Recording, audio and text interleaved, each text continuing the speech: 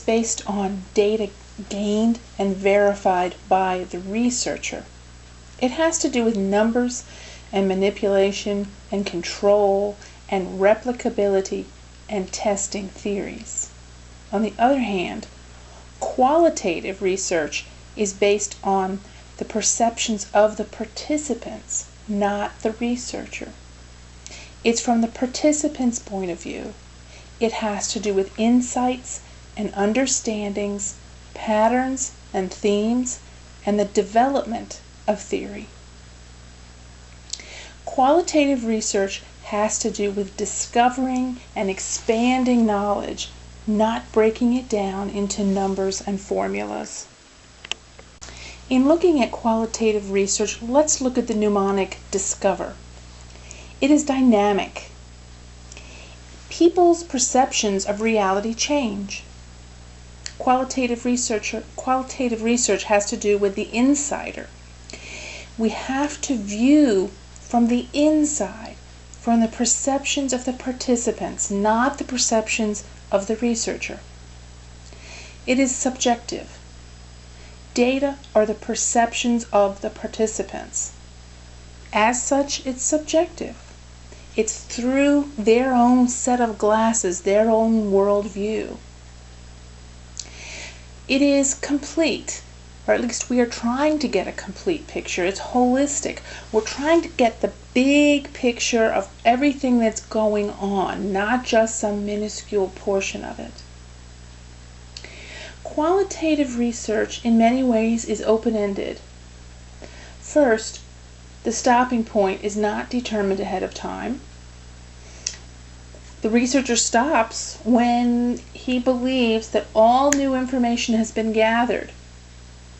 Also, it's open-ended in that we use open-ended techniques such as open-ended questions and unstructured interviews. Values have to be taken into account, those of the researcher and those of the participants, in order to really understand the phenomenon being looked at. E is for the environment, which in this case is naturalistic. This kind of research takes place in people's homes, in people's communities, where they live, where they work, not in a laboratory or a clinical setting. And finally, we are trying to root out meaning and understanding. The goal of qualitative research is to understand the reasons why and to understand the phenomena as a whole. There are several common factors found in all types, or at least many of the types, of qualitative research. The first is sampling. They use a purposive sampling technique, not random sampling. The researcher sets out to find key informants, people who will be able to tell them more about the topic of interest. This often leads to what's called snowball sampling. The participants of the research are asked if they know anybody else who could be a good source of data, and so on. And like a snowball rolling down the hill, gathering the size of the sample is going to increase with each participant. Observations. While observations are made in quantitative research, qualitative research is using them very differently.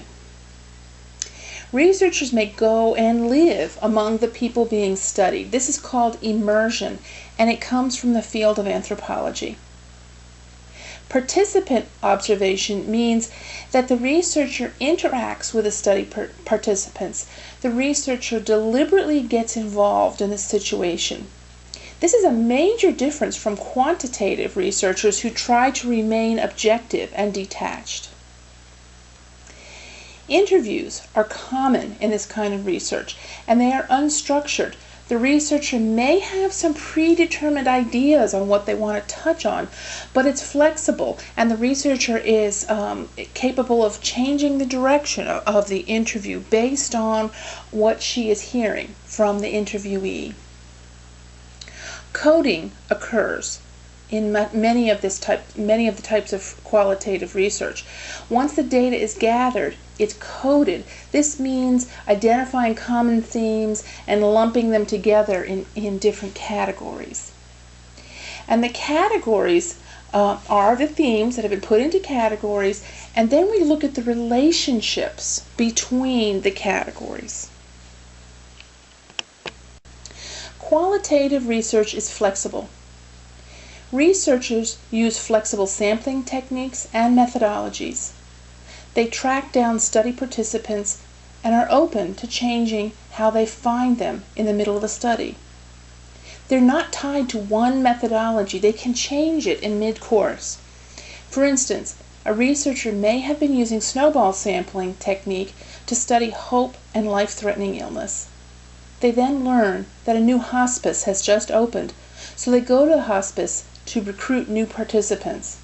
The snowball technique gave them specific names of specific people, but now they're going to an institution and they don't have any specific names. They can approach the staff and ask them who would be good sources of information, but it's not from participant to participant. As they're gathering data, the researchers learn that several participants have been watching a local soap opera in which a longtime character has been diagnosed with cancer. They have been gathering hope from this character and those around her. The researchers add this into their topics to explore with new participants, thereby changing their methodology. And they contact the show's writers to see if this is a potential source for new data. Triangulation is a commonly used technique. It means the researchers use several sources of information. While studying childhood trauma, interviews may be used, as well as going through medical records and observing the children interacting with their peers. Focus groups can also be part of this triangulation process. When is the data gathering over? When's the study over? When the researchers are not getting any new data. They're just getting the same old things that they've heard before, and this is called saturation. That's the end point of most qualitative research studies.